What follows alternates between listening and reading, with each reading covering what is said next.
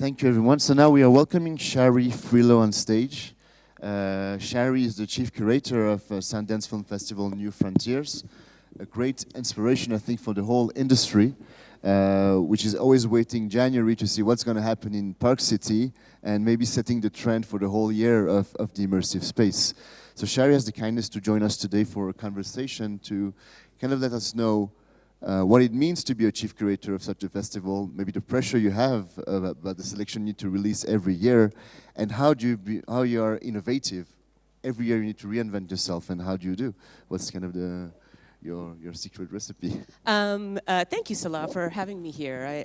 I have a lot of respect and admiration for what you do here, simply because of the sheer spectrum and diversity of what the XR world is, from different specters of practice of life and industry and artistic qualities.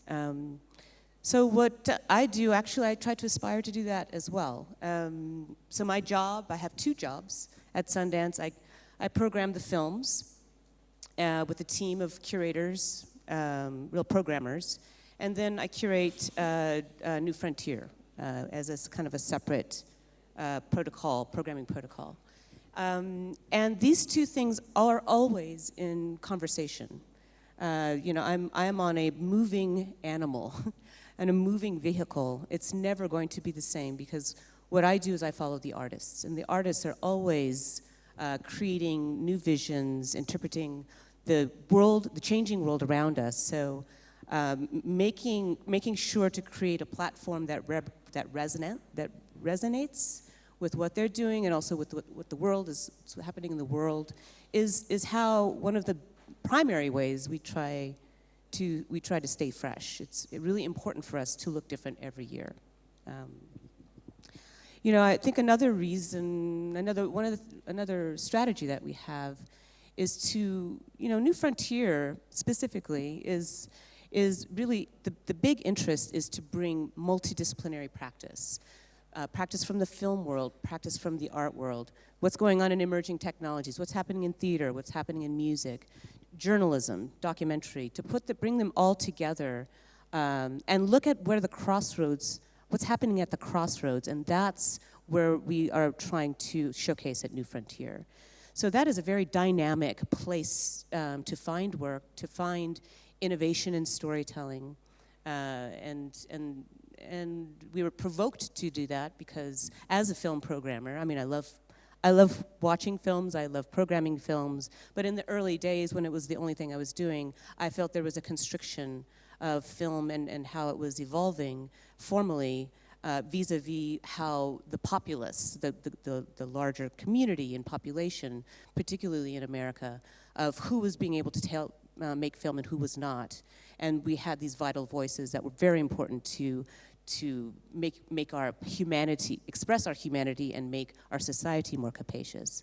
So that is even the third prong of why it's always different, because that is an incredibly dynamic state right now where new voices are coming into the fray, not only in film, but just in society in general. And so it's very exciting to follow these trends and attempt to put together a show that resonates and reflects what's happening today.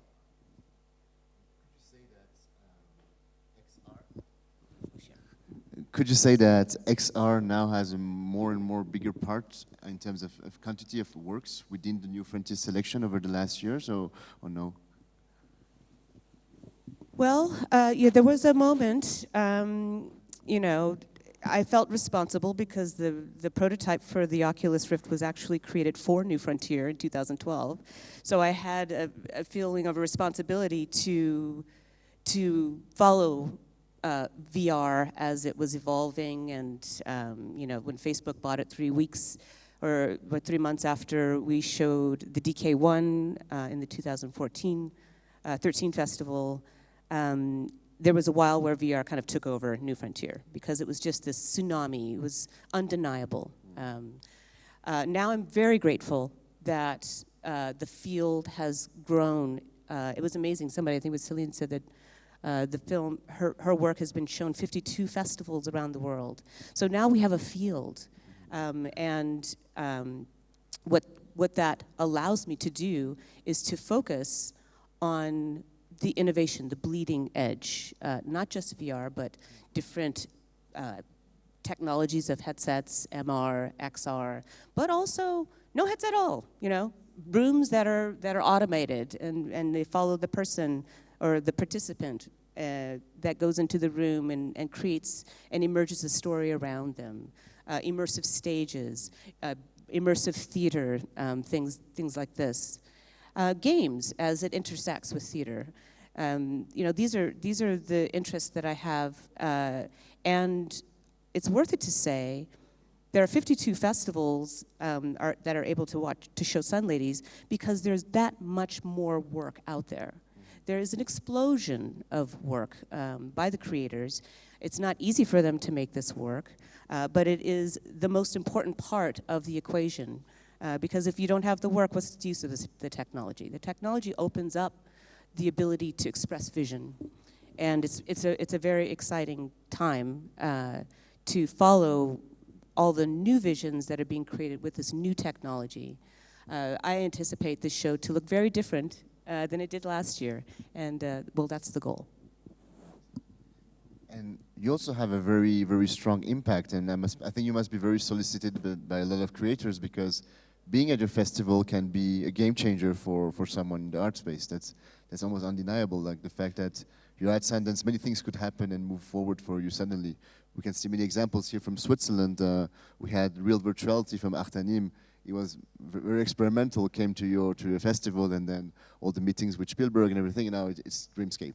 So these things happen at Sundance, and how does it feel to have such a strong responsibility on the future of a work or a creator or someone?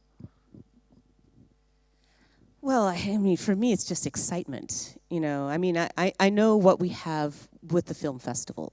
You know, we're at Sundance. We're a smaller film festival that focuses on independent film, but we're the largest market for film as a festival in the world.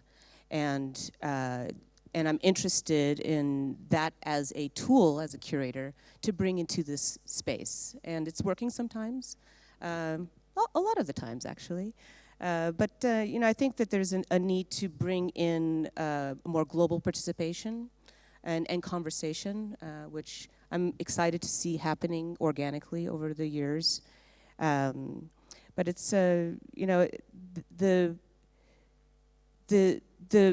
changes in the film world. You know, it's going from studio and brick and mortar distribution to digital platforms that are coming now back to this space and looking for answers and looking for new options, new ways to do their business.